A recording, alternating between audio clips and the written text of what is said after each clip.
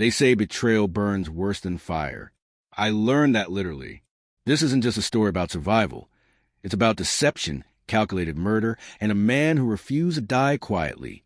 My name is Marcus Hull. I used to be a fire marshal. Tough hands, tougher reputation.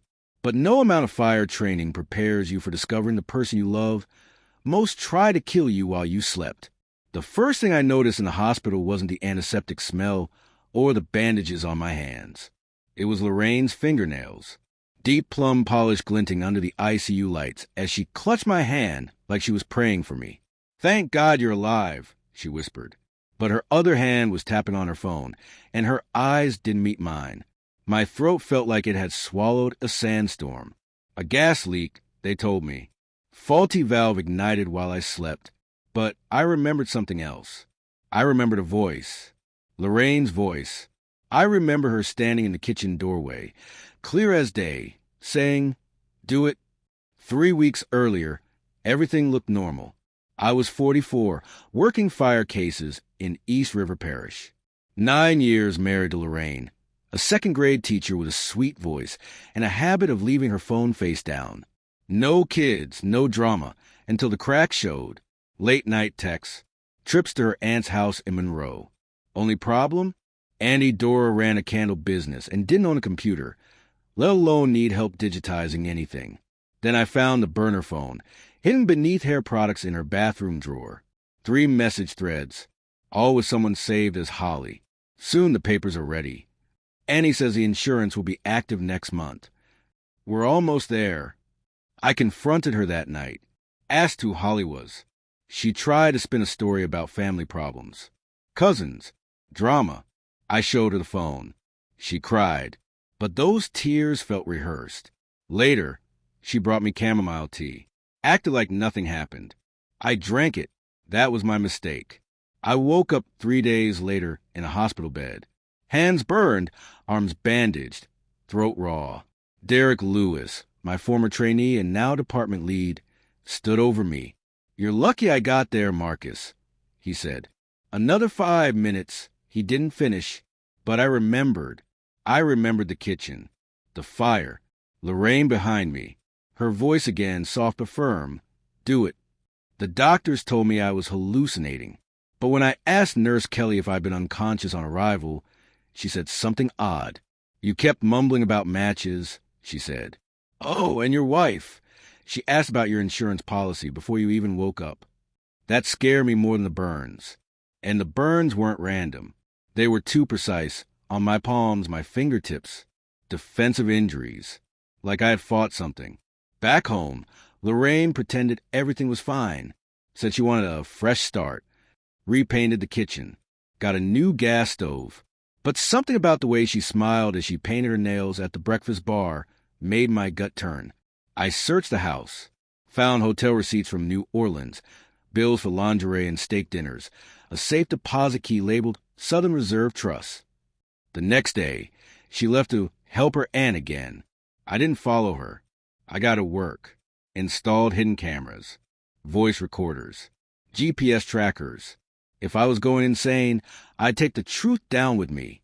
Thursday night, Derek came to the house. I listened in from the bedroom with an earpiece. Lorraine's voice. "Derek, you sure he's knocked out?" A laugh. "He drank the tea. He won't wake up." Derek replied, "We just need the final check to clear. After that, we move the money." Lorraine, 6 more months, baby. Then it's all us. Then Derek asked, "What if he remembers?" Lorraine paused. We speeded up. Another accident. No mistakes this time. I froze. My blood felt like ice. But I didn't move. I collected it all. Audio. Messages. Plans. Even Lorraine's father, Charles Weller, was involved. He coached them through the whole thing.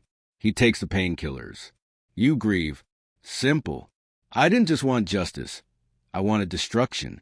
Using Lorraine's phone, I lured Derek to an abandoned training house on Ridgewater Road. "Meet me? I need you." I texted. When he arrived, swaggering, I stepped from the shadows with a heated wrench. "Where's Lorraine?" he asked. "She's not coming." I said, "The fight, Didn't last long. I'd pinned him and branded a W into his wrist with a wrench. That's for Weller, I said.